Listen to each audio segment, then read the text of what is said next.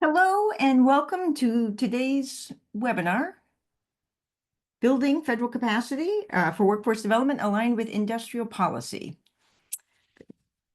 My name is Mary Alice McCarthy, and I head our Center on Education and Labor here at New America. Today's event is brought to you by our Future of Work and the Innovation Economy Initiative.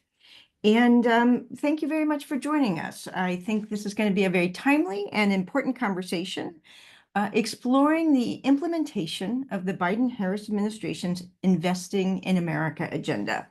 We're going to explore the implementation from the perspective of one of the departments that has really been at the center of those investments, the U.S. Department of Commerce. The Biden-Harris administration's embrace of an industrial policy that would upgrade America's physical and digital infrastructure, that would reshore semiconductor manufacturing and invest in clean energies.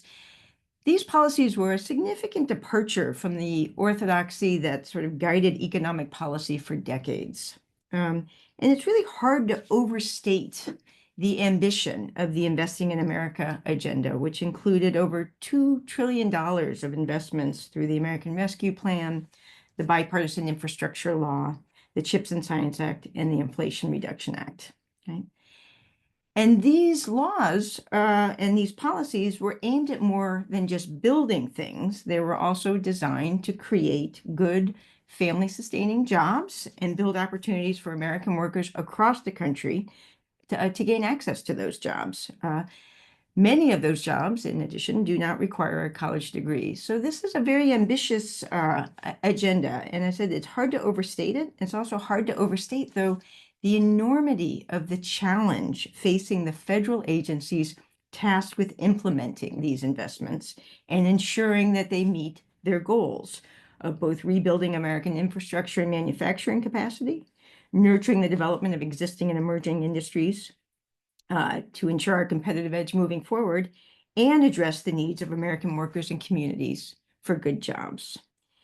It has required agencies that do not have a lot of experience in workforce development to develop new expertise and capacity to ensure an adequate supply of skilled workers to support these investments in infrastructure and technology, and to do so in ways that also ensure that those jobs are good jobs and available to local residents, including people who have historically been excluded from many of those jobs. So the Department of Commerce has been at the center of those efforts, with particularly large responsibilities for administering investments from the American Rescue Plan, the Bipartisan Infrastructure Law, and the CHIPS and Science Act. Specifically, that Commerce has led on the design and implementation now of 3 rounds of the Good Jobs Challenge, which supports regional sectoral partnerships that train and place workers in good jobs.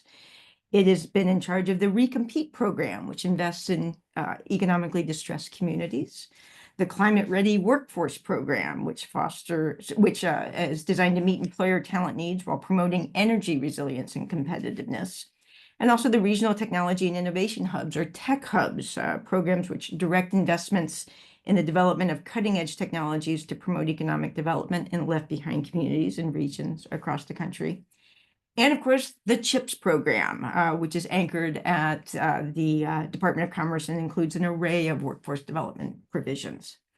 In each case, then, department leadership and staff have had to develop new expertise, new ways of designing funding opportunities, performance metrics, and technical assistance, and of course, many new relationships. And we'll hear about those today and how it has led to new ways of working, both within the agency, with other federal agencies, and with states, communities, and the private sector. For the folks working in these agencies at the Department of Commerce, I safely say it has been a real whirlwind, but also a time of great learning and capacity building. So as we approach the inauguration of a new administration that is also committed to improving the lives of American workers, strengthening American communities and economic competitiveness, it's worth taking a moment to reflect on what's been learned, what can be built on by the new administration, and by the states and communities that are now building all this new infrastructure alongside their private sector partners. So that's what we're going to do today with 3 exceptional public servants from the Department of Commerce, including Rachel Lipson, who is the Senior Policy Advisor for the U.S. National Institutes of Standards and Technology in the Department of Commerce and leads the CHIPS office there at what is otherwise known as NIST.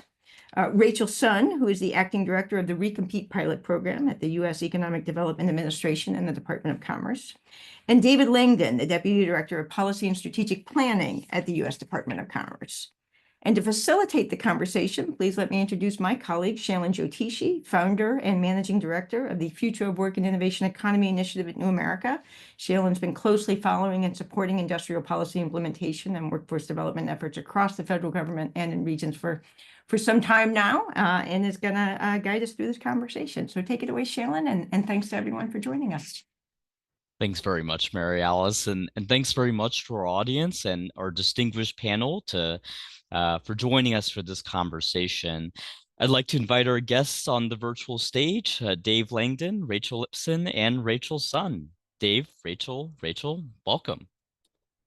Really excited to get this conversation underway.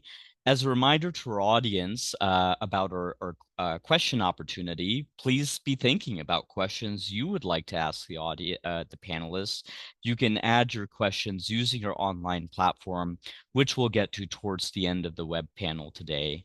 I also wanted to flag that our speakers have graciously shared some written resources, some hot off the press materials, and standing documents that are available to all of you and can serve as guideposts of our conversation today. You can access those resources on the registration page, which is available on the New America website, and we'll also include some of those in the follow-up email, which will include the recording of the event today. With that, we have lots to get through, so let's go ahead and dive right in.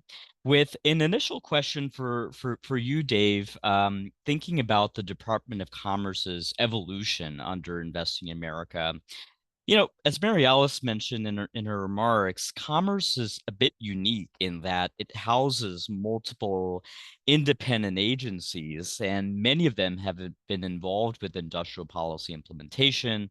We have the National Institutes of Standards and Technology, the Economic Development Administration. We have NTIA, the National Telecommunications and Information Agency. We have NOAA, the National Oceanic and Atmospheric Administration, and so on. And since the Investing in America suite of bills were passed, I'd like to ask you and the rest of our panel, what's changed about the Commerce Department's under the hood approach, the intra-agency approach to workforce development aligned with industrial policy? Well, thank you very much for the invitation, and thank you also to Mary Alice for the invitation. She characterized the enormity of challenge that we faced in the whirlwind that we've been living in, and that characterizes it really, really well. The role of the Department of Commerce, as you described, and particularly with respect to workforce development, has expanded significantly. We've been a significant voice in federal policy, workforce policy, dating back a couple different administrations, and spanning that time. We've become a major actor in that space in the last few years, which a much broader range of activities within individual agencies, particularly the Development Administration and NIST, but also breadth by bringing in new agencies who have gained a significant role in workforce development. The workforce development role of the Department of Commerce traditionally has been around business engagement and producing data, particularly from the U.S. Census Bureau.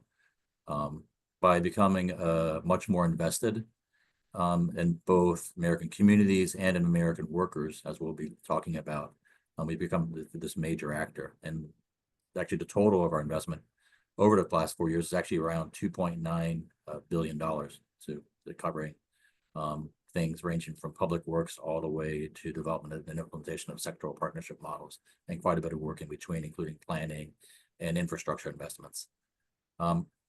We have spent a significant amount of time, actually about a year ago today, tomorrow, we will have published a department administrative order, which has served to help bring a lot of this together, both to outline a commerce approach to workforce development, very much in sync with this administration's approach, and then we'll talk about later, lessons from prior administrations. So it's a true evolution.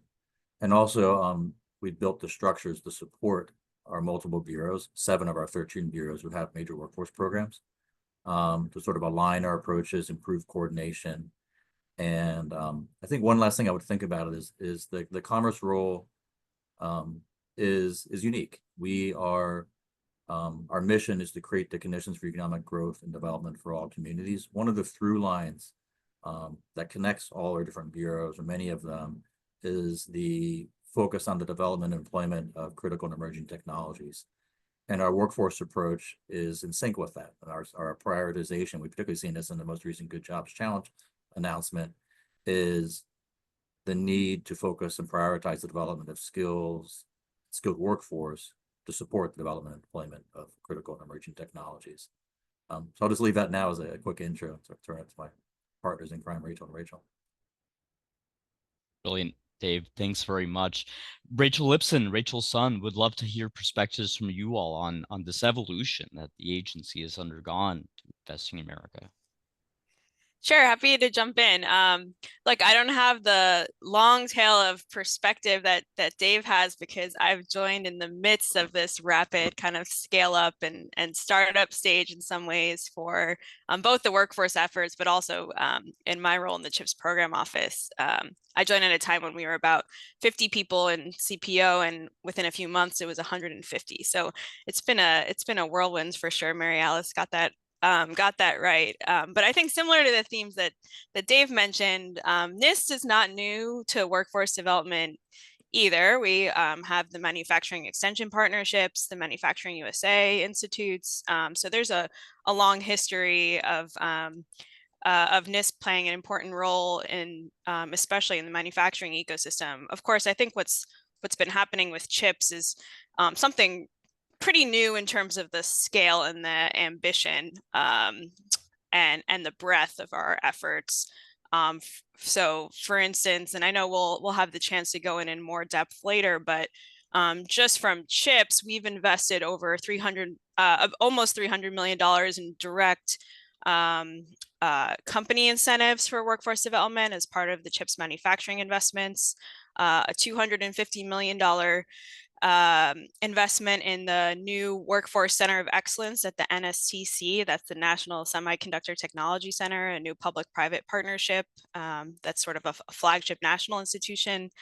Over $55 million from the other R&D programs. So it's been a big scale in a short period of time. And workforce development has become kind of a key part of the overall efforts. It was one of the key evaluation criteria for how CHIPS applications were evaluated.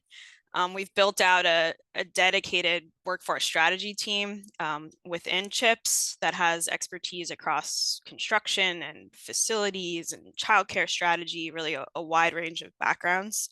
And one thing I do want to call out that I think is notable here, and it's consistent with Commerce's historical focus, but probably unique the extent to which CHIPS has been a vehicle for federal funding that's working directly with employers on workforce development. So our money actually flows by statute. This is how Congress wrote the CHIPS and Science Act.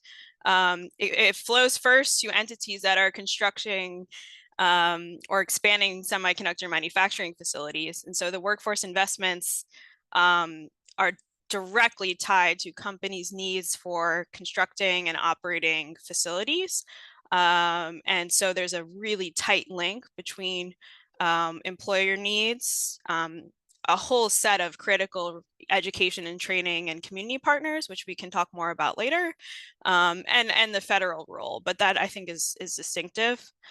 Just a few quick words, I think, also picking up on Dave's comments of where I think CHIPS really is part of and exemplifies some of the shifts you've seen from the department overall over the last 4 years. Dave mentioned that focus on emerging and critical technologies. It's also a focus on economic and national security, right? That there are key industries that are of strategic national importance that we need to have a dedicated national strategy to invest in, and workforce being a key piece of that.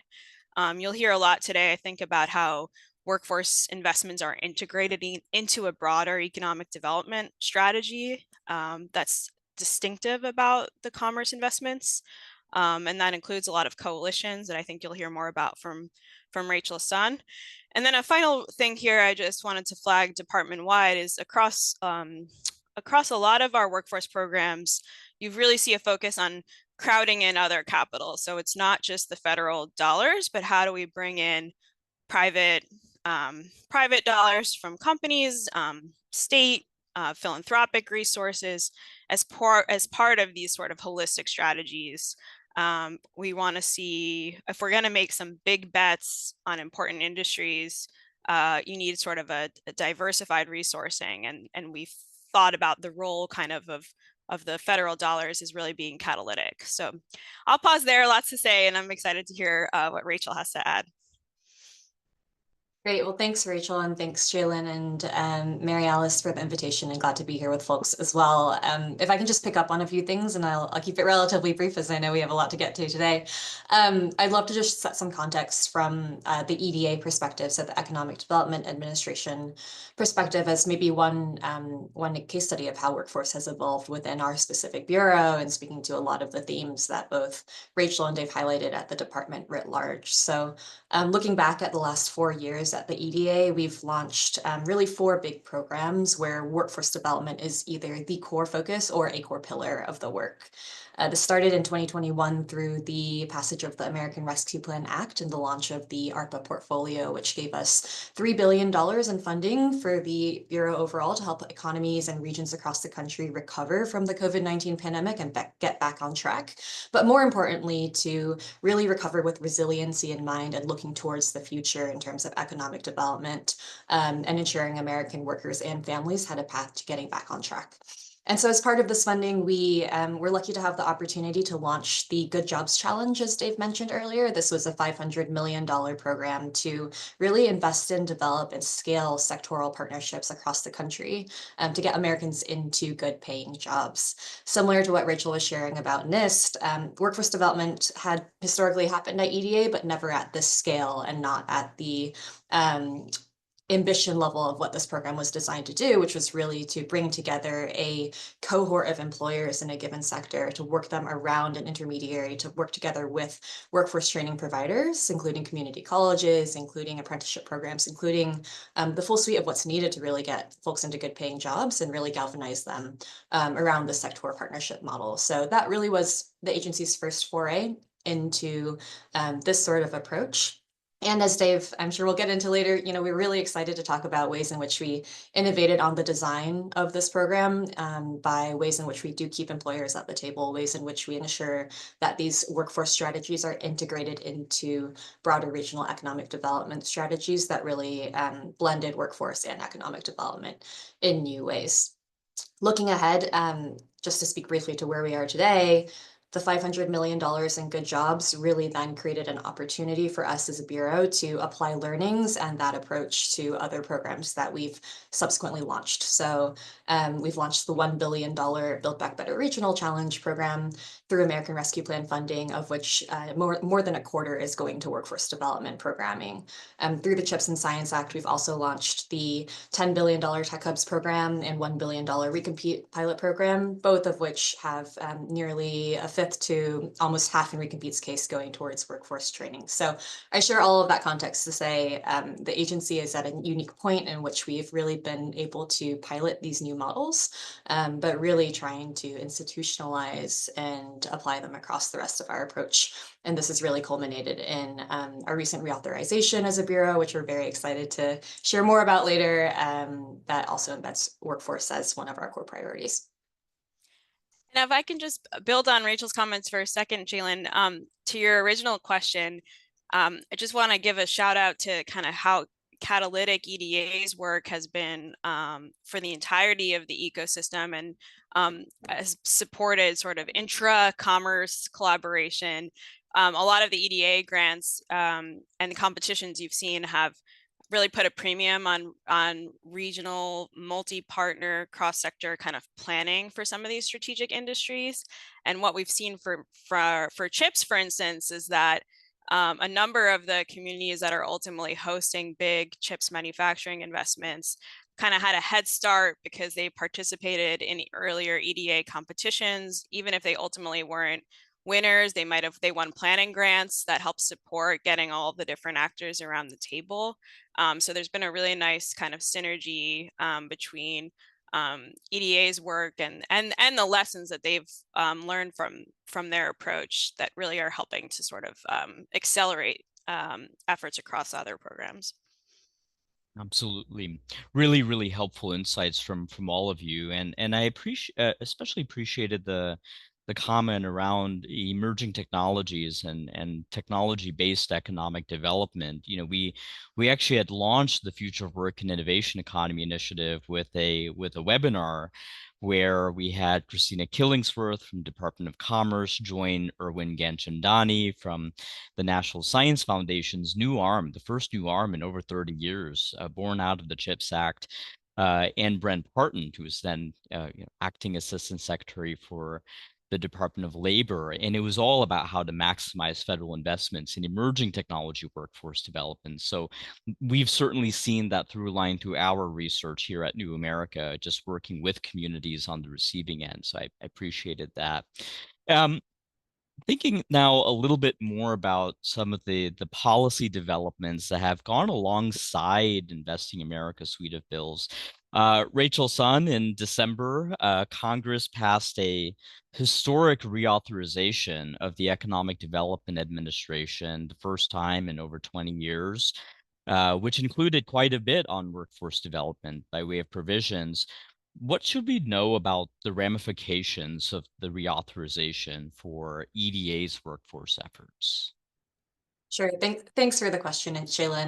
And really, just could not be more excited about the passage of this reauthorization. As you mentioned, the agency hasn't been reauthorized for nearly 20 years, and both the country and the global economy has changed so much in this time. So really at the highest level, this legislation updates and really provides EDA the suite of tools that we need to serve its role in economic development in order to help American regions diversify their industries, enhance global competitiveness, and build more resilient economies so that Americans can access good jobs.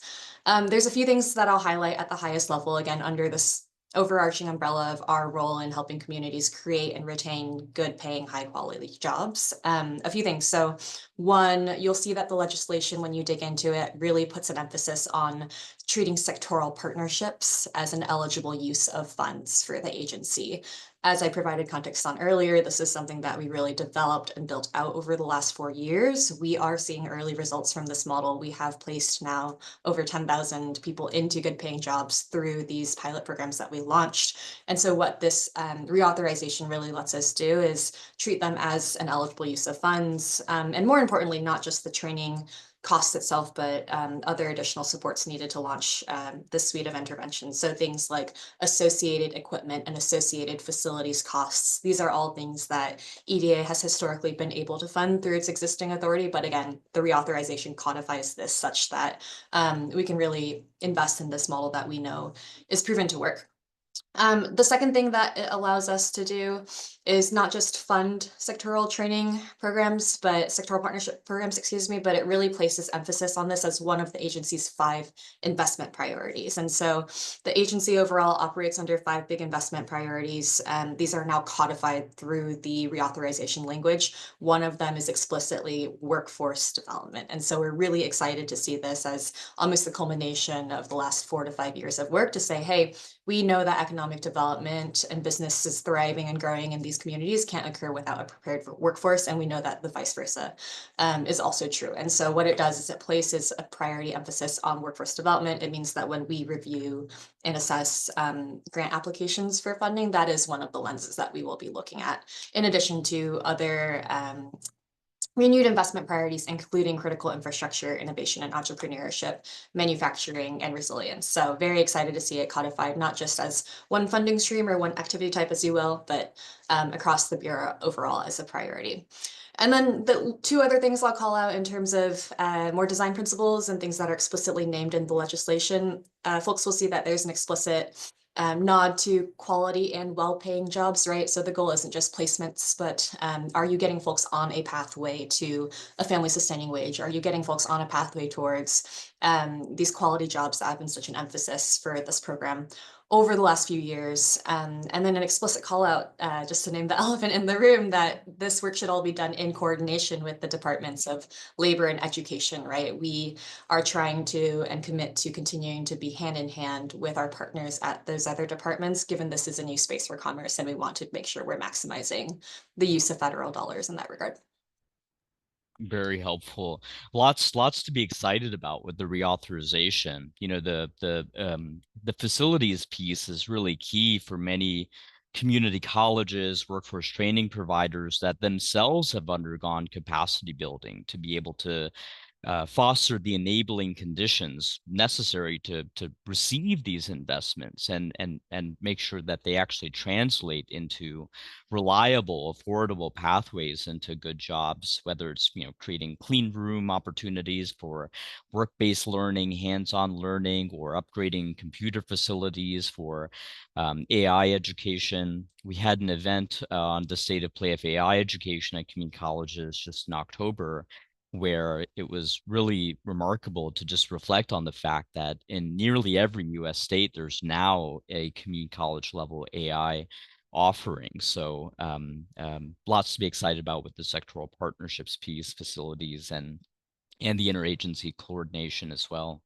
Totally, Shaylin. If I can just quickly pile on that note that you just brought up in terms of the community colleges, I think it's a great point because it's especially salient for these emerging technologies, right, and these industries that we're investing in through our technology-based economic development approach. A lot of the places that we funded over the past few years are using these big funding pools to not just invest in training, but the facilities, as you mentioned, and importantly, equipment that is on the leading edge of these technologies that are emerging, and bringing together as well partners to inform that process. And so as an example, we announced over the summer $41 million to our Quantum Tech Hub at the EDA. This is a coalition based in both Colorado and New Mexico. And so they're doing a lot of this work. And importantly, the point I want to highlight is with a new coalition of partners that would have been almost strange bedfellows, if you will, in a good way. So we see the Sandia National Lab coordinating with the Front Range Community College to really make sure that these investments from EDA to be able to support items that might not necessarily have been supported otherwise also occur with a coalition of the right stakeholders at the table. So I thank you for raising that point. Absolutely. Yeah, especially with quantum, you know, the ability to support, you know, the facility construction is really key. You know, we think of Central New Mexico Community College, a close partner of ours in the quantum workforce development space, and they were able to leverage federal funding to do just the very same. So it's exciting to think about how more opportunities might come about following the EDA reauthorization. Rachel Lipson, turning back to you, and from the vantage point of the CHIPS office in this, of course, CHIPS is one of the most visible industrial policy levers in the public eye. A lot has happened in CHIPS over the past couple of months alone, lots of contract negotiation. Catch us up on the current focus at CHIPS with respect to workforce. Sure. Yes, it's been a fun and busy few months at CHIPS for anyone who's been following the work. Maybe I know we have an education and workforce audience mostly here, but maybe I'll start at the high level of where we're at with the program. So look, I think one way to describe it is truly like an advanced manufacturing renaissance is underway in the United States. We've seen more investment in electronics manufacturing over the last 4 years than in the previous 3 decades combined. The $39 billion in the manufacturing incentives that Commerce is deploying is unlocked now about $450 billion in private investment. And we've seen already the largest wave of semiconductor manufacturing expansion in US history. In terms of our funds themselves, we've now allocated over 96% of the funding and 86% has been awarded. That's this CHIPS program office for the manufacturing dollars. The R&D office has announced over $7 billion in funding, including the 3 flagship facilities for the NSTC in California, New York, and Arizona, and a new Manufacturing USA Institute in North Carolina. Just to give you like a sense of what this looks like tangibly, the CHIPS funds have secured commitments to build 17 new fabs in the US. That's the equivalent of 119 football fields. 6.8 million square feet in clean room space, also 8 new supply chain and advanced packaging facilities, and we're more than a dozen investments that are modernizing or expanding facilities. And if you look back to the Secretary's speech in February 2023, when she laid out the goals for CHIPS, we've met, if not exceeded, those goals, including for the first time, all 5 of the world's leading edge manufacturers are building and expanding in the United States. No other economy is more than 2. So it's an exciting moment for semiconductor manufacturing, and I think the workforce efforts are equally moving full steam ahead. I mentioned earlier, we have mobilized now approximately $600 million from the department to support the national and regional workforce development efforts. And this is because we've believed from the onset that workforce development is going to be foundational to achieving CHIPS goals and to our national and economic security objectives. Across all those investments that I mentioned earlier, we estimate approximately 125,000 direct jobs that CHIPS is going to create. That doesn't include the indirect supply chain growth and associated other follow-on investments in communities. Research has found that these are good jobs that are going to pay above the wage premium, both for non-college degree and BA jobs. Wages in the industry, looking at Lightcast data, have gone up over 35% since CHIPS and Science passed back in the summer of 2022. We also estimate about half of these jobs are not going to require a BA. In addition to the federal dollars, just a quick word too, like we've been kind of catalytic in bringing in a bunch of other resources to the table, including now over $300 million from at least 14 states, at least 200 million in private capital. So there's really kind of a national focus and strategy going on in the moment. And in terms of the impact we're seeing already in the CHIPS applications, companies had engaged over 600 different strategic partners around the country, including education and training institutions, but also labor unions and nonprofits. So a really kind of wide range of stakeholders being engaged. We've seen over 20 companies now committing to new apprenticeship programs or expanding existing ones. 80 community colleges across 22 states, over 80, that are starting new or expanding their semiconductor initiatives. Nearly 20 companies expanding access to childcare in their communities through public-private partnerships. So a lot that's moving, and then a lot of exciting work that's ahead. I mean, I think the biggest piece of the from the CHIPS program office side is going to be the implementation of the intermediary structures that's been set up through our funding. So most of the CHIPS awardees that have received dedicated workforce dollars are going to be working with intermediaries in the communities that host their facilities to really help deploy, convene strategic partners, monitor performance, collect data. And so in the coming months and years ahead, you'll see the execution of new workforce solutions in communities that are supporting the expansion and growth of the jobs associated with these facilities. And then on the R&D side, a lot of exciting work, I think, coming with respect to NatCast and the new National Semiconductor Technology Center. You might have seen they recently announced their workforce advisory board, including a wide representation of experts from industry, from government, from education, who are going to be helping to shape their strategy. They've launched their first set of awards, and a lot of exciting work ahead there too. Really appreciate the catch up, Rachel, and especially some of the numbers that you'd shared on the level of industry contribution, the level of colleges that have sort of come to the rally in expanding workforce opportunities in the semiconductor space. So now spanning back out, we've had some time to dig a little bit in the EDA reauthorization, the current state of play with the CHIPS program office implementation. And we've also, of course, focused on how commerce has evolved from within following Investing America, building the state capacity for workforce development, that government muscle to do workforce strategy well. Let's turn to intergovernmental collaboration. You all mentioned some of this in your remarks already, but needless to say, other agencies have also been involved with industrial policy implementation, from Investing America and others. You have the Department of Energy, you have the Department of Defense, Department of Transportation. Of course, the National Science Foundation has led the way when it comes to tech-based, or rather research-driven economic development. How is Commerce working with those agencies? And then how is Commerce working with the Department of Education and Labor, who have sort of historically had this role in workforce development? Maybe Dave, we'd start with you, and Rachel Lipson, Rachel Sun.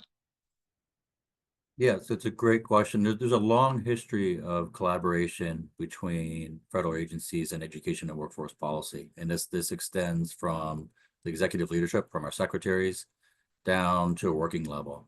But there's also been an imperative to deepen those relationships, to really make these programs that we've been describing succeed. And there's been, I mean, multiple, I think, really, really interesting examples of how that collaboration has played out. I'd like to call out particularly a couple of sort of early stage ones from this administration, sort of to set a stage for the kinds of partnerships we've had, particularly with the U.S. Department of Labor and with ED. So early on, there was a strong, we sort of identified early on in this administration a focus on good jobs, but not a lot of clarity about what that actually means. And both here at the U.S. Department of Commerce, we focused on the development of a job quality toolkit, essentially a framework and a toolkit to help employers sort of move along the continuum of what good jobs are, and understand sort of the wide range of variables that come into play beyond just pay and benefits, but including job security, worker voice, advancement, et cetera.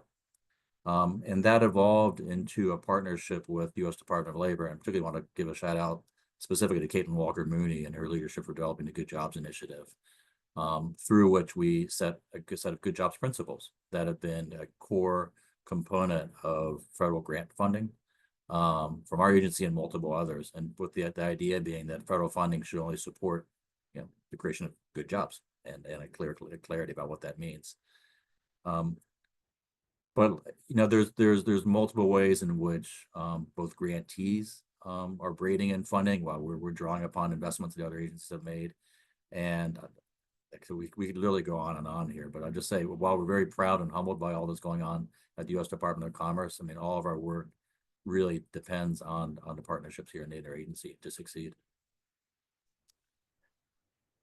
I will echo all of Dave's sentiments. I mean, just tangibly what we're seeing in the early kind of workforce solutions that are flowing through for CHIPS, as our funds start getting deployed on workforce, you see many examples where entities on the ground are doing precisely what Dave is saying, or are braiding. Maybe the commerce dollars are helping with startup costs, and Perkins dollars are going to support some of the other costs for a CTE program in a high school, or WIOA dollars could support some of the participants, or Pell is going to support a 4-credit university program. So it's very clear that the federal for localities that they're bringing in different federal resources, but that's been because there's been a concerted focus and effort, I think, on the federal side to try to make that possible. For instance, both Ed and Labor have been great partners and have been putting out over the course of the last 4 years different types of guidance and resources that encourage states and localities to prioritize some of these key occupations created that are growing because of the big bills that have passed. There was a Perkins guidance that came out from Octay over at the Ed Department in the last few years that really encouraged states to use some of their Perkins funding for fields like semiconductors. And then finally, I'd say for CHIPS, you know, that, and I know for EDA too, the NSF partnership has been really critical and really strong. Multiple agencies are collaborating on the NSCC, the public-private consortium that I was referencing earlier, including the Department of Defense and the Department of Labor as well. But NSF and Commerce have signed an MOU around workforce specifically for CHIPS R&D. We are co-investing in in a new network for microelectronics education. We also have been working closely with NSF, including a joint RFI that we put out. So there's been a lot of great, not just dialogue, but actual action in terms of trying to make sure that we coordinate our efforts, align, don't duplicate, and really put dollars in ways that will accelerate each other's work. If I can just build on maybe that last point, I just highlight maybe an example of an investment, and I just want to reiterate that this is at the forefront of all of our investment making, right? We're looking at these places and understanding that we've gone through the past couple of years and local communities, governments, state governments are receiving historic amounts of funding. So wanting to be very mindful that we as Commerce are coordinating with other agencies, whether that's DOL, or NSF or other parts of the federal system to make sure that we can maximize the use of these dollars. I think I'll speak to Recompete as well. So the Recompete program, $200 million currently deployed to really focus on those parts of the country that have been historically left behind and are facing distress economically and locally. And we specifically look at places where prime age employment, so 25 to 54-year-old employment, it's significantly trailing the national average. One of our big grantees that we just announced this past fall is in Birmingham, Alabama. They're focused on just 4 neighborhoods on the north side where 1 in every 4 of the people in those neighborhoods that are working age are not working either because they're not in the labor force or they're not able to attain a good job. And at the same time, we know that through our prior efforts, employers in the region have committed to hiring over 4,000 plus jobs. So trying to bridge that disconnect. When those applicants came to us, they said, hey, you know, we've just received this incredible award from HUD for infrastructure development in this corridor and to do a lot of this infrastructure work that we really need to unlock barriers to employment. And so when we eventually awarded them, it was to really provide soft programming to activate those infrastructure investments, right? How do you provide workforce training programs through Lawson State Community College, which is their local HBCU, to ensure that residents in their community can take advantage of those investments from HUD, receive the training they need. We also invested in a childcare incubator to really deconstruct these barriers to employment to ensure that all of those pieces can move such that the whole is greater than the sum of the parts, right? So just a really tactical, concrete example, and then bubbling it up to how do we do this systemically at the EDA, at the Department of Commerce. As Rachel mentioned, the EDA and NSF last year really came together when NSF Engines and Tech Hubs was passed through Congress and said, hey, how can we really be intentional about the rollout of these 2 programs, recognizing that both of them are intended to really help regional economic growth across the country and US competitiveness in key technology areas. And so we signed an MOU together jointly as 2 agencies that has allowed us to really braid and coordinate across in a systemic fashion. A recent example of this being we jointly hosted what we called the Roadmap Summit back in December of 2024. I think, Shaylin, we were very lucky to have you come lead a panel on workforce development. And so, just as a specific example, we had more than 250 leaders representing 120 growing innovation clusters across the US. And so the power of, trying to make the system work as a whole and ensure that we can approach it with a whole of government approach has always been a priority for us. And that MOU has laid the blueprint and groundwork for continued development of partnerships like that between the EDA and other agencies such as DoD, working on spaces that are adjacent to some of the tech hubs and technology innovation work we're doing here as well. Very, very insightful from comments from all of you, and really helpful to hear a little bit about the specifics that have followed some of the MOUs and agreements. I think it's really helpful to get a sense of sort of the outcomes that have emerged from some of those new relationships or deepened relationships that have come about because of the Investing in America implementation. So now that we've spent some time talking under the hood in Department of Commerce within the individual programs, we've talked a little bit about the intergovernmental collaboration with other agencies. Let's now talk about implementation at the local level. When it comes to how states and regions have been formulating their workforce strategy, their response to this once in a generation investment from the Investing America suite of bills, what have you all observed to be best practices? And then what are lessons learned to maybe avoid or do different to inform future implementation and future strategies? Maybe let's start with Rachel Lipson and Dave and Rachel Sun. Great question, Jalen, and I'm glad you included it because Secretary Raimondo talks a lot about like an all hands on deck approach, and the states and the localities are just absolutely critical partners and leaders of this work, right? I mean, a lot of this has to happen on the ground, and we're really supporting and accelerating their efforts under the umbrella of a larger national strategy that they're a part of. For CHIPS, it's been a collaborative effort from the onset. We've been lucky to have really strong and tight partnerships with state and local entities on the ground. Under the CHIPS and Science Act, Congress actually required that companies that came forward for manufacturing incentives needed to have an incentives package from either a state or locality in order to be eligible for the federal funding. One of the things, though, I think that's notable is if you look at our first notice of funding opportunity, we made clear not only that education and workforce development investments counted as a state and local incentive, but also that we really were prioritizing and wanting to see investments like those that would have positive spillover effects for the whole community.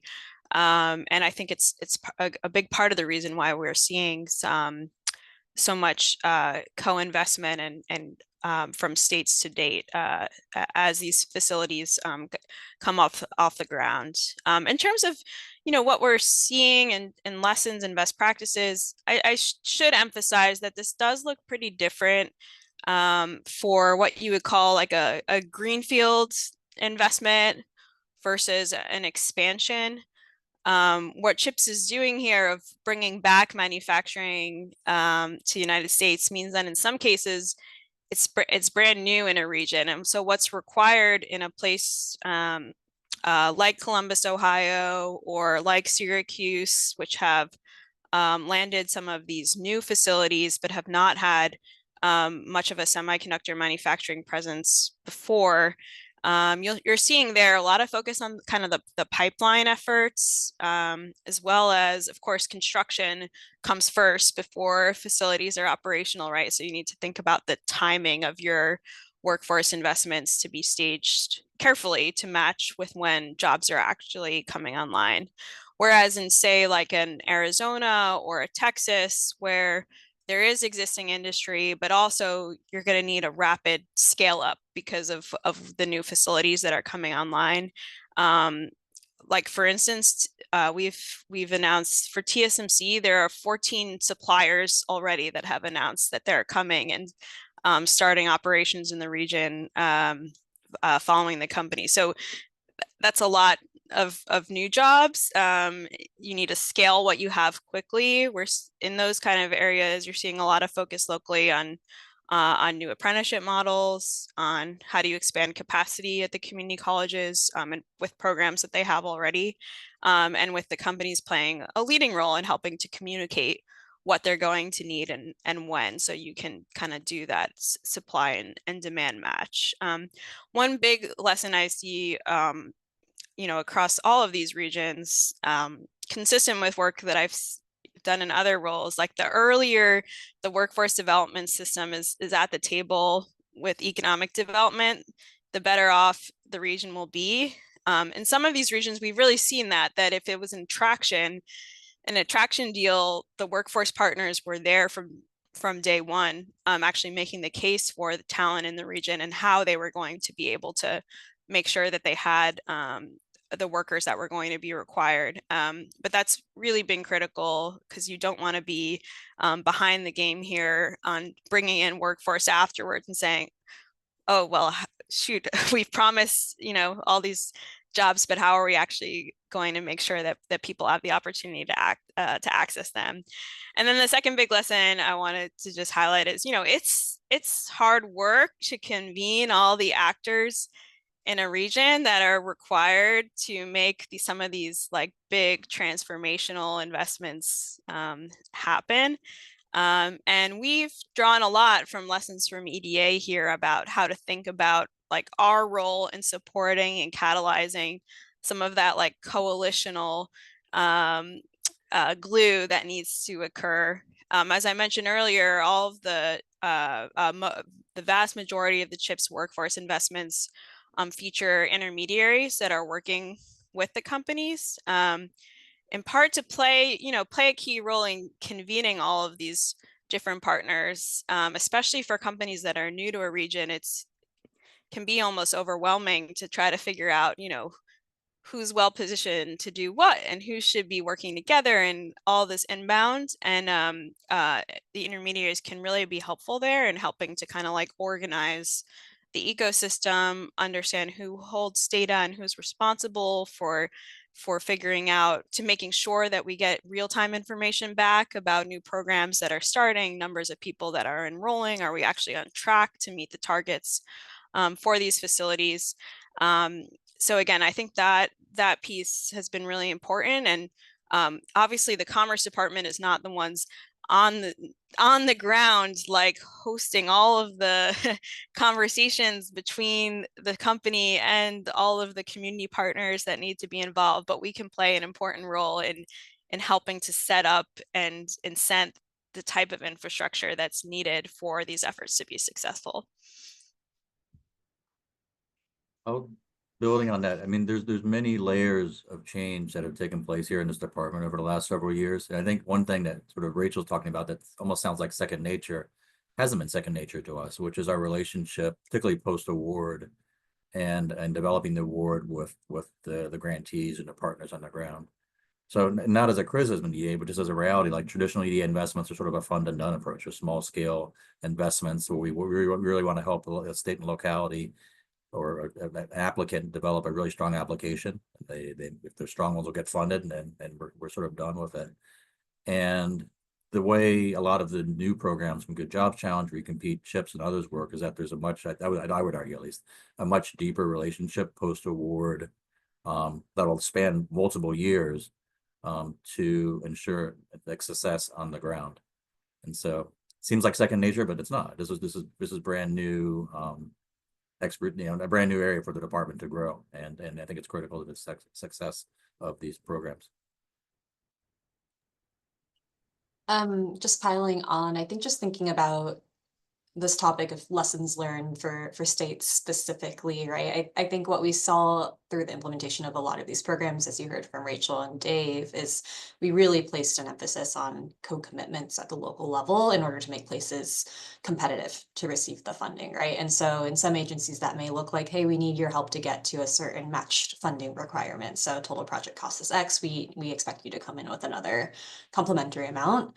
In a lot of these new programs that we ran at EDA, we really tried to push the envelope on what commitment really looks like. In some places, it is indeed that cash requirement. So in the Recompete program, we have a community out in Eastern Kentucky in the heart of Appalachia where they were able to say, hey, Recompete is really giving us an opportunity to receive once in a generation funding. State legislature, can we lean on you and count on you to partner and come to the table with additional cash? And so that coalition was able to bring securing about $4 million in state-approved funding through the legislature and use these opportunities as a rallying moment to really drive capital to some of our most distressed places across the country. So I think at the higher level, the takeaway there is really, and see these opportunities as a way to uniquely galvanize your not just coalition partners and implementers, but also folks that have power and influence and authority to really embed these programs long term.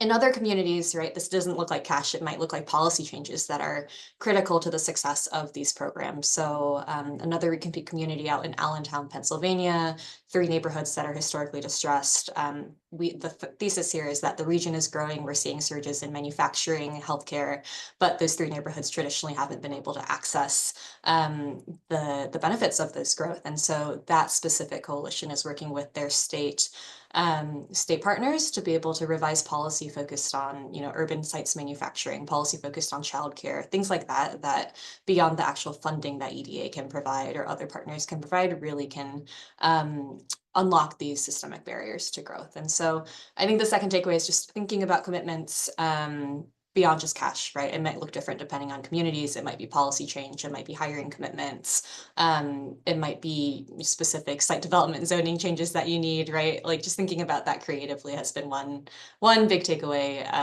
over the last few years. Can I just add real quick? I mean, I think this is also, there's an example where the federal government's catching up with states and localities, and it shouldn't be lost on us that we have a governor, now our secretary, who's the one that's been, provided the executive leadership and the vision here and leading the way. So. And I think on that note, one thing I'll add to you that I think is pretty novel. Look, we're early stage on it, so we want to watch the lessons in the coming years.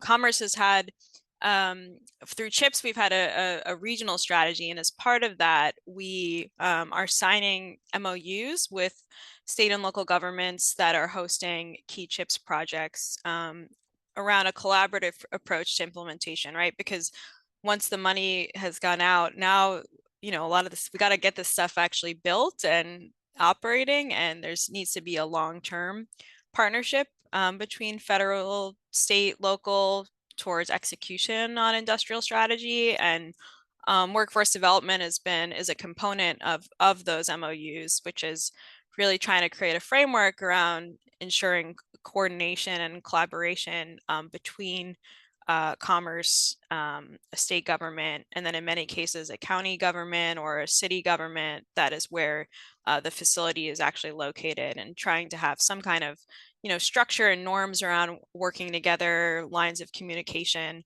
because obviously all of us need to be at the table to make all of these investments successful.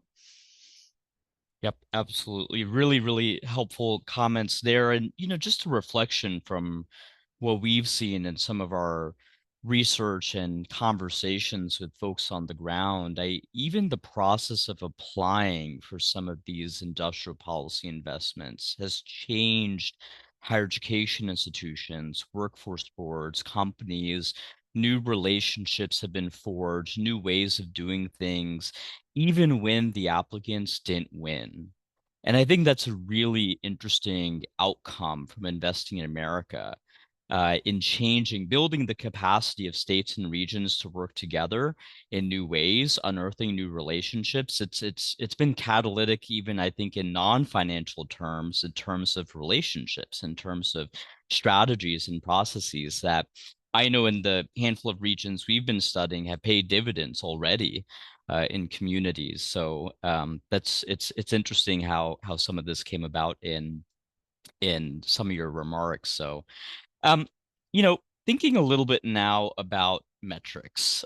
This is, of course, on everyone's mind. Now it's very, very early days. We're on the cusp of a administration change, but let's talk a little bit about what success looks like here. How is Commerce Department measuring workforce outcomes for its industrial policy investments? What does that look like? We've talked a bit about job quality. We don't want to create just any jobs if it doesn't help people stay out of poverty. We want to create quality jobs. What does metrics and outcomes tracking look like? Dave, let's start with you. Right. I will say, just before getting into the exact metrics, everything you were describing, we could sort of talk about metrics and legacy, and everything you've been describing around the relationships, the new capacity, new aspirations are certainly like a key part of our legacy of our work here. But specific to the workforce development, I'll start with like the good jobs challenges briefly. I'm thinking both about what the metrics for success are, but at the same time, how we're measuring them, because there's a really important interaction between the two of them there. Secretary Raimondo has been really clear with us since day one. I mean, success in her mind and as reflected in our program is workers trained and placed in good jobs, better jobs. And that's the singular metrics of success for the Good Jobs Challenge. And you know, there's variations of it and other programs we'll be talking about. That's not an easy thing to measure. And we've been a beneficiary here of being the department that also houses the Census Bureau. And through its new Center of Excellence, we've been able to sort of measure workforce outcomes in ways I think some of our even sister agencies haven't been able to in the past by essentially like developing a new relationship with the Census Bureau to merge in their existing administrative data, the wage records in many cases, along with program act data that allows us to both better understand who the human beings are, the people who are benefiting from our training programs, their work histories, and how that compares to the jobs that they're being placed into. And actually be able to say definitively, look, somebody's better off at post Good Jobs Challenge participation than they were previously. So that's certainly our North Star. That's where we'd like to be with every program. It's gonna be an evolution and take time to get there. Absolutely. Rachel Sun and Rachel Lipson, anything you'd add to that?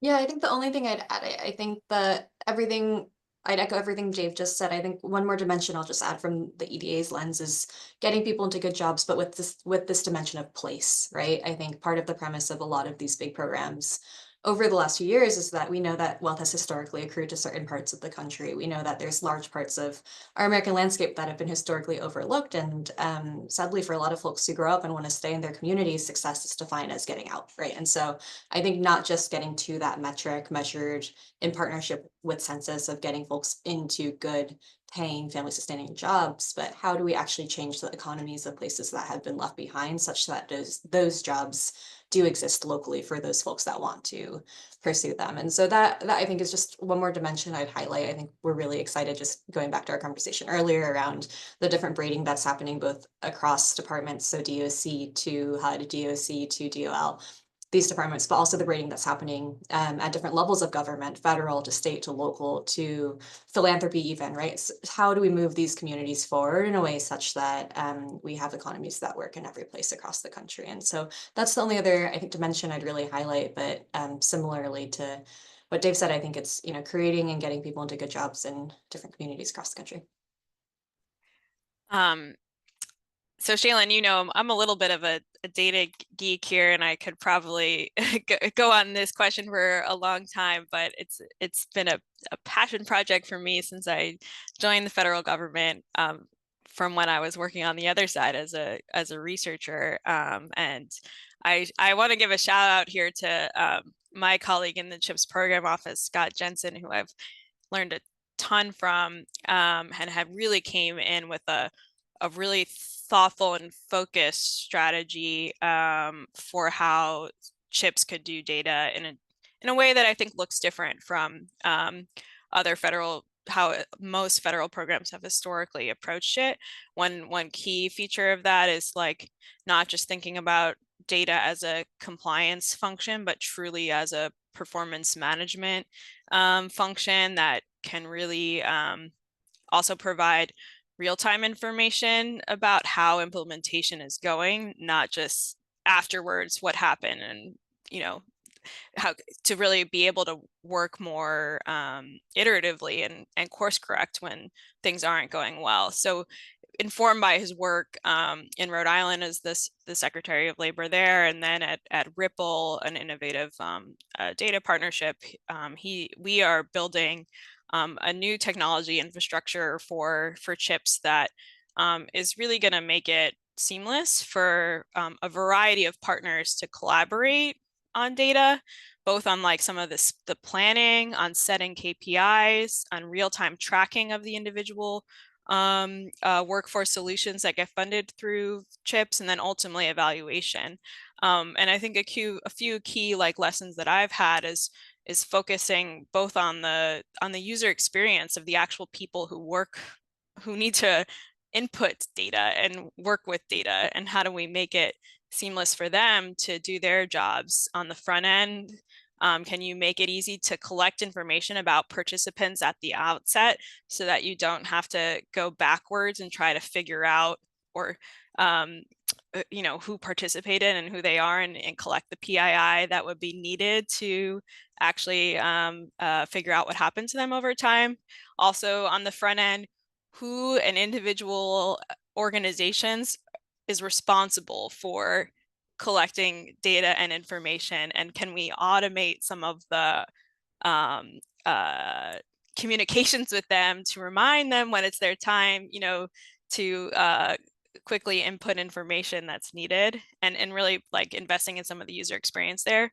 And then on the back end, can you create like a shared a data infrastructure that allows a bunch of different users to access it, but then protects the necessary PII in ways that would facilitate. Ultimately, I think one of the great things it will facilitate is really exciting research. So stay tuned for more on this in the coming weeks and months. It's been a great partnership with the NSTC, with the National Semiconductor Technology Center's Workforce Center of Excellence, which I think also gives the ability for CHIPS to have sort of a longer term research agenda. And oh, sorry for those who are not, sorry, I tried not to get too jargony, but maybe I messed that up. Not data geeks like me. PII means personally identifiable information. So like one of the challenges historically for doing evaluation of workforce programs is if you want to track what happens to people, you need to know who they are, but that's sensitive information, right? Whether it be their full names or their addresses or their social security numbers. So you really need to focus on data security if you're going to be collecting that kind of information.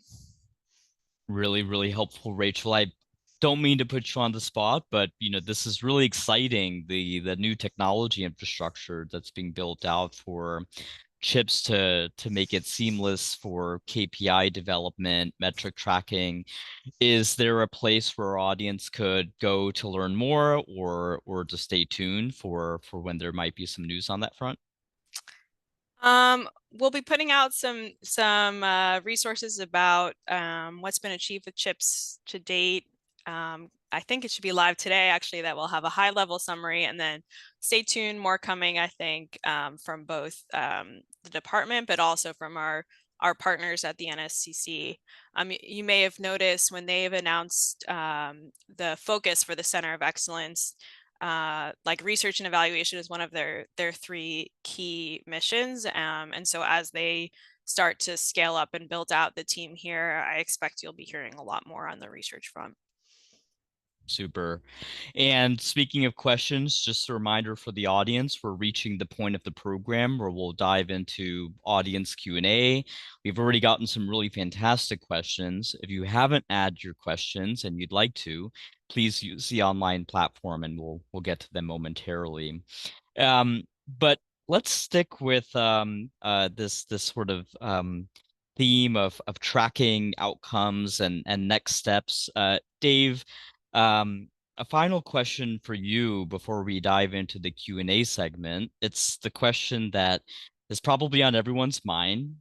On Monday, a new administration takes the reins. Needless to say, we all know to expect change, of course, but from the workforce strategy standpoint, are there any policy consistencies or carryovers that you've seen from the first Trump administration to the Biden administration and now to the second Trump administration that have informed the agency's approach to workforce development, recognizing that, no successful industrial policy can produce fruits in 4 years alone. What can you say about that front? So there's a lot to think about here, but I'd say everything we've talked about is based on history that spans multiple administrations, and there are like themes that we saw in the first Trump administration they're incredibly consistent with what we've been talking about for the last hour.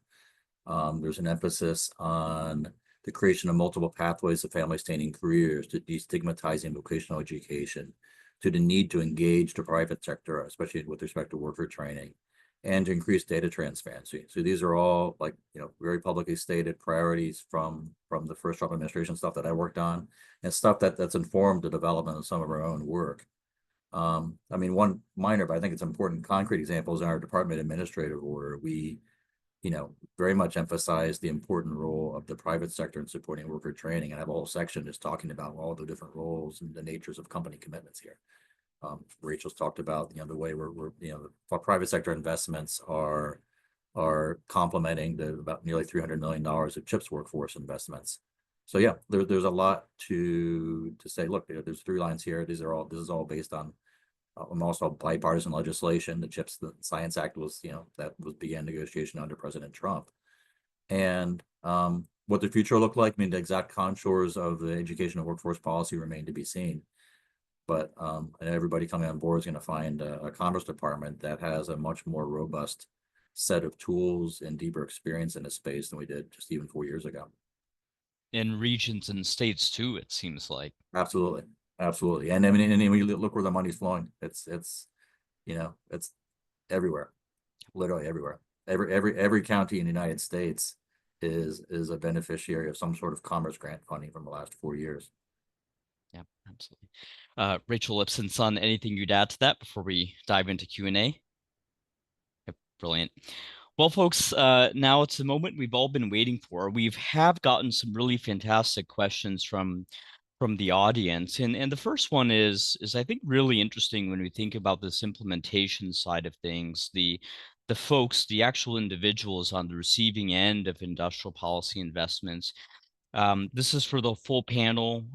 For anyone who'd like to jump in, what are the top 2 or 3 things you wish workforce practitioners knew about the Department of Commerce?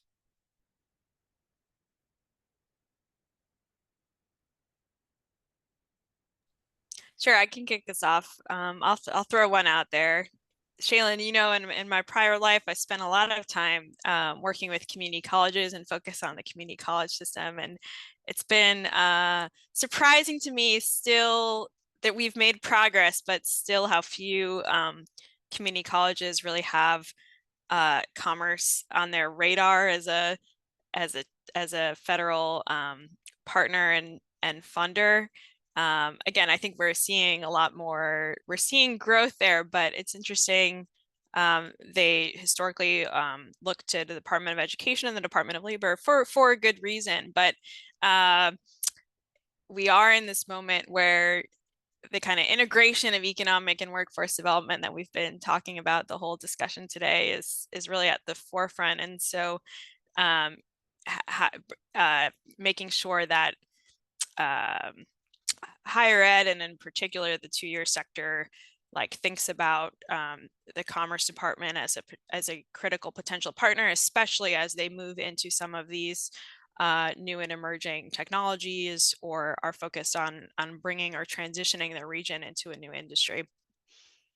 Absolutely. And one reflection on that, Rachel, I'd be remiss if I didn't say, I mean, what you had laid out is one of the key pillars that our Future of Work and Innovation Economy initiative is aiming to address. There's a lot more resources out there for workforce development than meets the eye, and many more efficient ways to make use of the resources that are available. Dave, you had mentioned, I think, the guidance that came out from the Department of Education. We had a event similar to this one where Amy Lloyd, Assistant Secretary over in Octave Department of Education, was addressing a group of community colleges. And actually, we also had Patrick Burke from the Department of Commerce and Erwin Ganchandani from the National Science Foundation for this event, where, Dr. Lloyd was really encouraging community colleges to think about the WIOA-Perkins Consolidated Plan process that states underwent last year as a new era, new chapter to do things around workforce innovation, including linking non-credit to credit stackable pathways, making that real, concrete, instead of just a vision. Thinking about work-based learning opportunities. So I'd encourage community colleges in the audience, just shameless plug, please feel free to reach out to New America if we could be helpful in navigating the all of government approach to workforce industrial policy, because we'll be putting out more in the coming months. Rachel, Dave, anything you'd add to that? Top 2-3 things you wish workforce practitioners knew at community colleges or otherwise? I'm happy to share, and then Dave would be curious to hear your thoughts too. I think one of the unique things about working at the Department of Commerce and EDA in general is, we have this great privilege of having a pretty broad suite of bureaus as well as funding uses, right? At the EDA, we can fund things from public works to workforce development to entrepreneurship to governance to planning, and there's this whole range of things that occur in this one bureau alone, and then you expand it to the commerce level, and you have bureaus across various parts of the federal spectrum, right? And so I think that's both a privilege, but also it comes with its own challenges of wanting to make sure we're intentional and not duplicative and all of these things that I think we've talked about today. I think that if I would have one thing to encourage workforce practitioners to come to us on is just we know that workforce development is interdisciplinary, right? We know it's not just the training program, it's there are different pieces and needs depending on the communities you're working in that you need support with, to the conversation we had earlier on training plus facility, training plus equipment. Maybe it's training plus entrepreneurship, small business support programs. So I think just continuing to encourage the field, which everyone has done a great job of coming and sharing the full suite of asks, and trusting that we as the bureaus and the department will, to the degree possible, try to matchmake and try to facilitate those connections with different funding opportunities, or have a conversation around what that looks like. I think that's one piece that I think has worked well, and I'd encourage further activity on going forward. Just adding on to that, just briefly on that same theme, that it's not the same to be the Department of Commerce as the Department of Business. And clearly we are, very principally the voice of business in the federal government. There's a two-way street there, but we also, success of our programs does involve many, many, many partners. And so it's on us. There's a communications challenge. We're sort of, talking around here of us, making sure that all the different stakeholders are aware of our programs. But we want to just emphasize, we want to hear from you, right? So we are, there is a role for us to support, in some extent, high schools or community colleges. We're traditionally very heavily invested in colleges and universities, the 4-year schools. But it's an open place. And of course, Rachel's also talked about the important role of labor unions, who've been a key partner for many of our programs as well. So commerce depends on all those kinds of partnerships. Absolutely. And actually, Dave, it's fun you mentioned labor unions, because that's where our second question comes into play. Of course, Biden administration has really taken a unique, robust approach to working with labor all across government and industrial policy implementation. We had covered previously the announcement of a new MOU between AFL-CIO, the largest trade union confederation, and the National Science Foundation. How is the Commerce Department engaging labor unions around its workforce strategy? What are some things that have happened? What are some things that might be down the pike as investments hit regions and communities? So I'll start, and I'm sure Rachel will provide very concrete examples. But our partnership model is the basic premise here is to bring together people who can deliver and who are trusted at a local level. Whether it's community colleges, labor unions, workforce boards, hopefully combinations of the above. And that's been reflected in program development, and who's actually, part of the programs, either that are directly funding it or supporting our work on a local level. So, look, I've seen unions come into the department and meet with, both leadership and staff in a way I've never seen previously. And they've been very, very key partners with some of our most important programs. Yeah, I can just build on that briefly. The CHIPS notice of funding opportunities have strongly encouraged engagement with labor unions alongside a broad suite of community partners that can, in Dave's words, really help accelerate and achieve the goals of the CHIPS Act. And we've seen a lot of fruits of those efforts, including both on the construction side of construction apprenticeship programs that are growing, that labor unions are playing a big piece on, as well as collaboration on the manufacturing side on training. So I think the way the secretary talks about this of all hands on deck, we're going to need a broad range of partners across society to really make sure that we achieve on these programs goals. And labor has been one of a key and important partner in advancing those efforts. Rachel Sun, anything you'd add to that? Not much. I think my colleagues covered it. I think maybe just one more piece, not to keep sounding this horn. I think, I think the magic is in the coalition-based model, right? Most of our regions are working in coalitions of labor plus employers plus training programs plus local government. And I think it really just facilitates that deal space for labor to really have a seat at the table and be leading a lot of these initiatives. Just because, I think it's helpful to add color. As one example, we funded one of our tech hubs out in Nevada, about $21 million, last summer. And as part of that work, they're focused on the lithium battery and electric vehicle space. One of their implementing partners is the Electrical Joint Apprentice and Training Committee. And so they're working across 55 different union-based contractors and employers throughout the region to really advance this work. And so we're early days, right? A few months into the program, but already beginning to see some of this partnership and coalition building with labor driving it beginning to take foot. Sure. One more thing I forgot to add there too is some may have followed.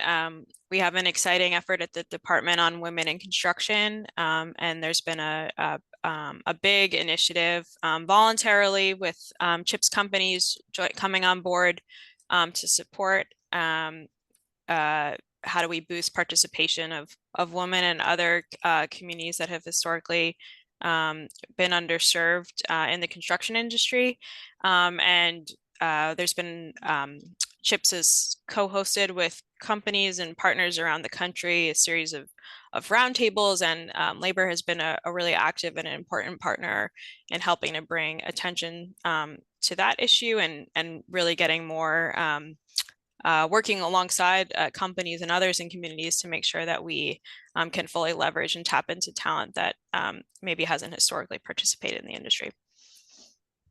Very helpful. And I think on the receiving end of these investments, I mean, we can look towards new kinds of partnerships that have emerged around labor community college partnerships. For example, AFL-CIO had published a brief calling for more of these kinds of workforce development partnerships to bring about the upskilling necessary for the millions of people who are in the incumbent workforce. And certainly when it comes to tech hubs, there's been a strong coalition of labor around some of the tech hub investments. And it's been interesting to see how states and regions and just the general public in America have really turned a page a bit on labor and workforce development. There was Gallup polling that showed that public support and enthusiasm for labor is at a record high. And of course, President-elect Donald Trump has nominated someone who is a supporter of the PRO Act even. So it's really, I think, an interesting moment in labor and industrial policy.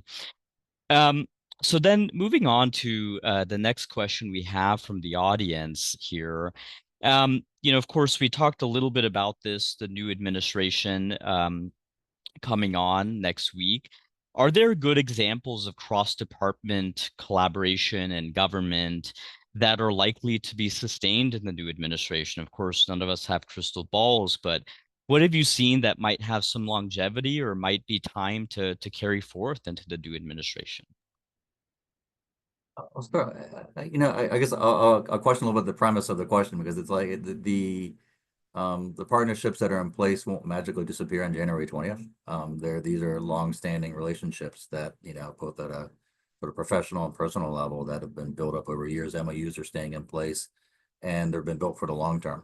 So I feel and where we are now is what didn't get developed just over 4 years. It's about it's years of collaboration between NSF and EDA, NSF and NIST and others.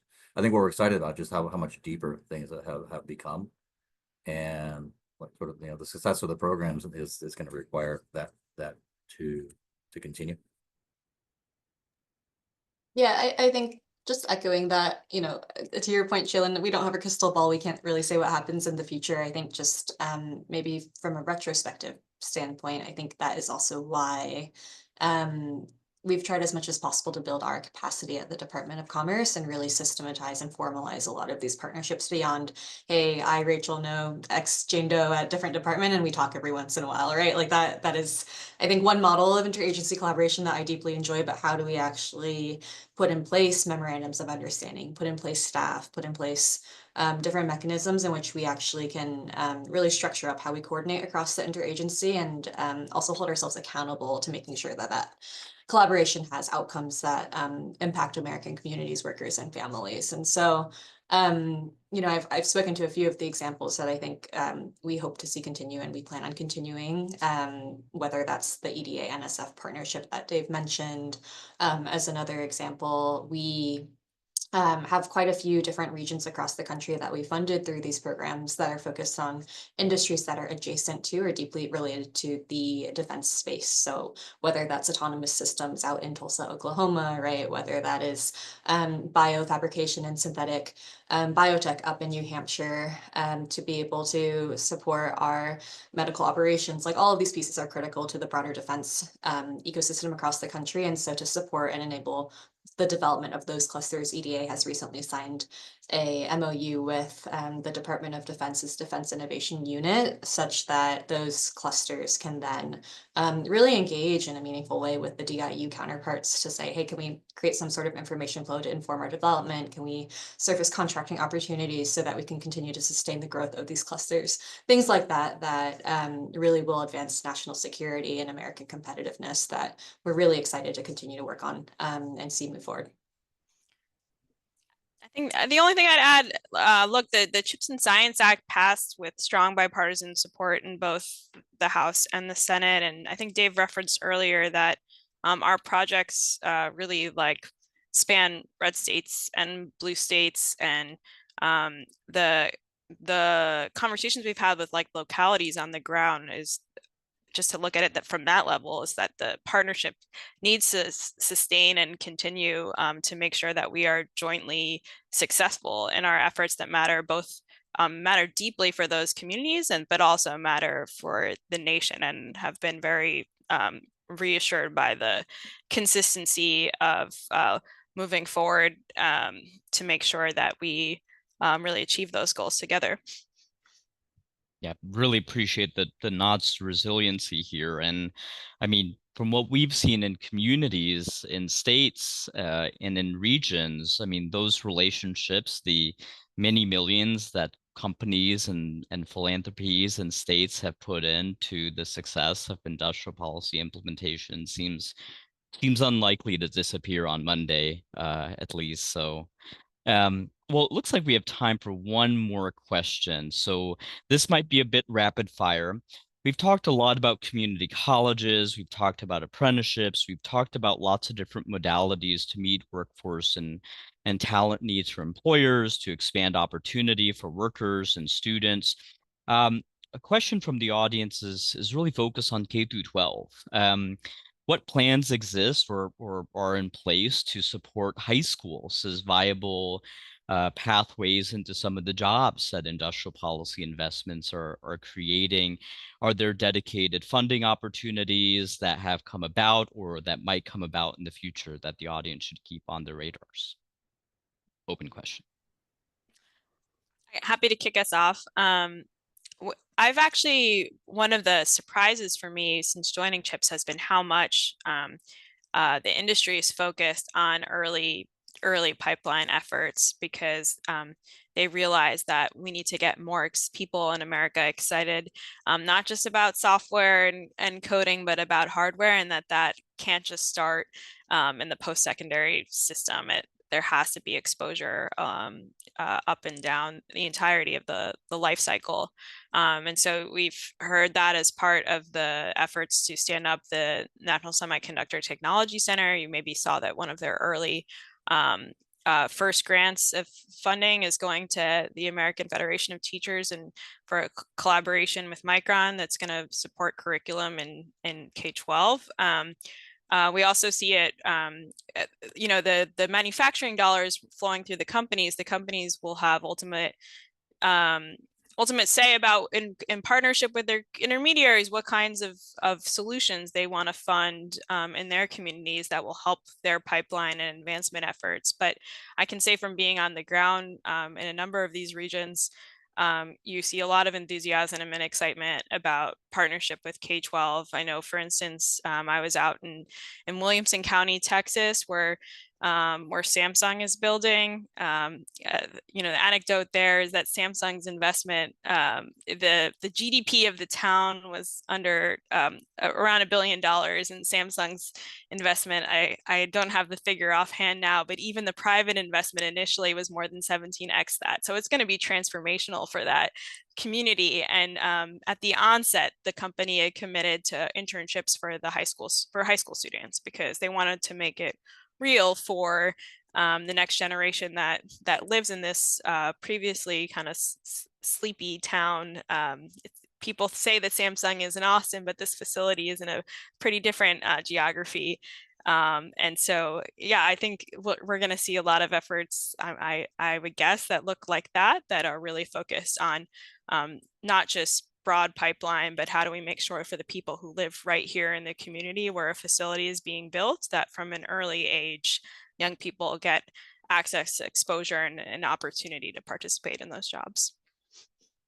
I think one thing that maybe picking up on what Rachel is saying and applies to our EDA experience too is, I'll just say, to be very realistic, I think from the EDA standpoint, we don't traditionally fund a lot of K-12, but where we have done it is to what Rachel Lipson was saying around some of these more emerging industries, and thinking about you know, ensuring that the applicants that come to us with those requests have a very clear articulation of why is this funding needed, why isn't it being pursued elsewhere or able to be pursued elsewhere, and what does it do to help us develop that pipeline and pathways into supporting the growth of that industry cluster. So we have some K-12 investments in places around awareness, around helping folks transition into those pathways, but it's not super common at the EDA. So it's great to hear another agency and how we can continue to collaborate on that regard. The other thing I'll say is, I think what's interesting and perhaps a bit not responsive to the question, but I'll highlight it, is thinking about how we leverage high schools as a core partner in a lot of this work in getting Americans into good paying jobs. We had a few recompete communities actually say, hey, high schools also tend to be the providers of care, right, and supporting working parents in a lot of communities that we're in. So how do we think about using these funds to unlock that as a barrier to employment? And so an example, not necessarily on the training pathways front, but how do we use these coalitions as local capacity building to unlock the barriers that folks face to achieve sustaining jobs? I would just add that this is a perfect example of where the interagency collaboration is also very critical. So the Unlocking Career Success Initiative under Secretary Cardona, I think it's been a really important driver of systemic change at especially at the high school and vocational education level, that complements a lot of the work that we're doing. And so the partnership with them, both on community outreach and then like the development of that program, has been really important. Because as to Rachel Sun's point, is that we don't actually, while certainly businesses want to work at with high schools, we recognize that's where we need to reach students and teachers. Our traditional funding hasn't always gone there. Absolutely. Well, investing in America was such a historic occasion, really once in a generation. I wish we could go on, but we are at time. So I'd like to thank you all, Dave, Rachel Sun, Rachel Lipson, and our audience for tuning in. Thank you to Mary Alice for our opening remarks and our events team. We will be sending a recording of this session to all who registered for the event. It will also be posted on the New America YouTube channel and on the New America events page where you registered for this event. So if you had some insights that you heard today that you'd like to share with colleagues, please feel free to distribute that recording. And thanks as always for tuning in.